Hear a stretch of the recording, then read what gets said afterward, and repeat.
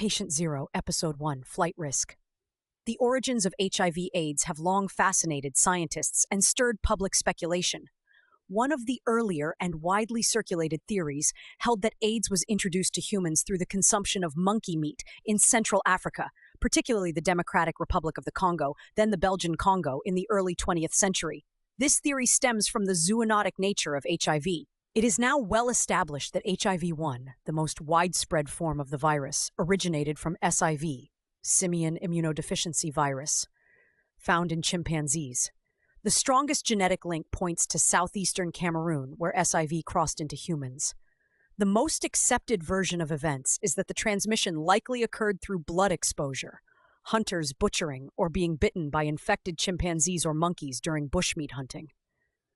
This practice was common in forested regions of Cameroon and Congo in the early 20th century.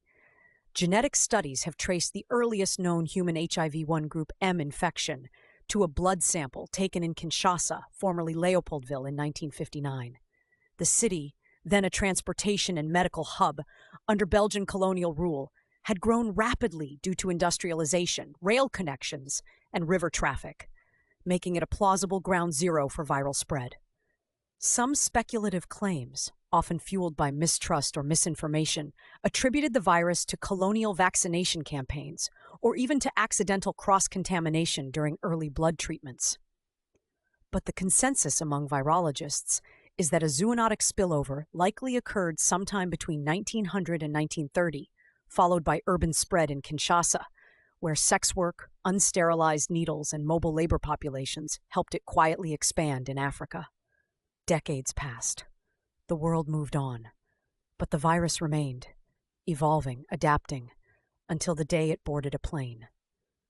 Montreal, April 1978. Gilbert Ducharme adjusted the cuffs of his powder blue uniform as he walked through the mirrored terminal of Montreal Dorval Airport. He moved with the casual confidence of someone used to being admired. He was 26, spoke fluent French and English, and had mastered the subtle choreography of charm that came with being a flight attendant. Flight 287 to Los Angeles, boarding at Gate 17, came the announcement. Gilbert flashed a smile at the gate agent and joined the crew. That evening, cruising at 30,000 feet, he served drinks and practiced his usual flirtation with passengers. Gilbert was the type who collected lovers the way others collected postcards. Discreet, but unashamed. In Los Angeles, he met Andre, a photographer he'd seen 2 months earlier. "Tout as revenue," Andre whispered as they entered his West Hollywood apartment. "I told you I always come back," Gilbert replied with a grin. They made love slowly, beneath a ceiling fan that turned like a lazy propeller. In the morning, Gilbert left before sunrise, slipping out with a folded note in his pocket, and the scent of Andre still on his skin. San Francisco, California, August 1978. In the Castro, the music pulsed, bodies moving like ocean waves. Gilbert danced shirtless at Club End Up, sweat mixing with cologne.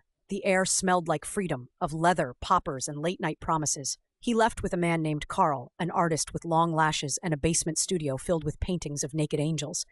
"You're not from here," Carl said, touching Gilbert's chest as they lay together. "No, but I live in the sky," Carl laughed. "Then don't fall." Lagos, Nigeria, January 1979. The humidity pressed down like a damp shroud. Gilbert walked through the concourse of Murtala Muhammad Airport, fanning himself with an old Era Freak boarding card. His layover hotel had no air conditioning, only ceiling fans that clattered like dying birds. He found the bar by instinct, the kind of place without a name, just the scent of kerosene and sweat, where voices murmured low and the beer came warm. Outside, horns blared. Inside, it felt like the world had melted. That's where he met Sola. 6 foot something, dark and carved like a monument.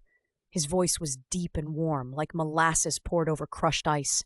His body moved with that casual power Gilbert had always been drawn to. Grounded, primal, unbothered by the fragile choreography of Western queerness. They said little. Sola bought him a drink. They locked eyes. That was enough. Later, in Sola's cramped flat on the mainland, the window louvers clicked as the fan spun slowly overhead. Gilbert stood near the bed, slipping off his clothes one piece at a time. His skin glowed pale in the light, already slick from the heat.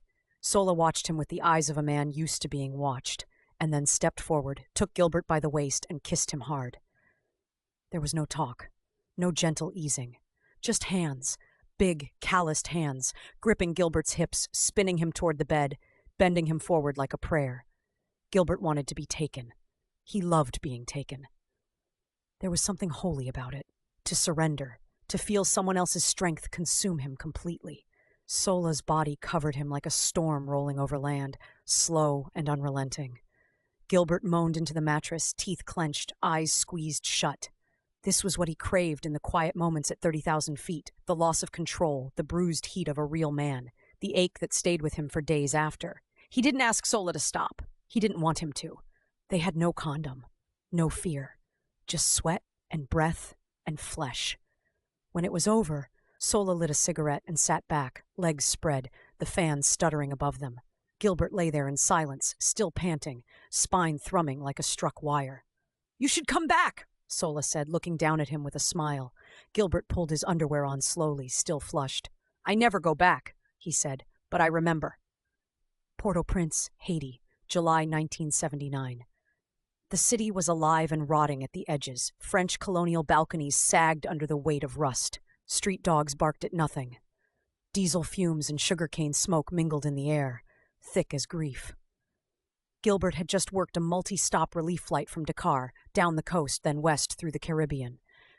He was deadheading on the return leg and had 22 hours to kill. His hotel was a tired compound with mosquito nets and a mildewed pool. The desk clerk called him blonde, with equal parts mockery and flirtation.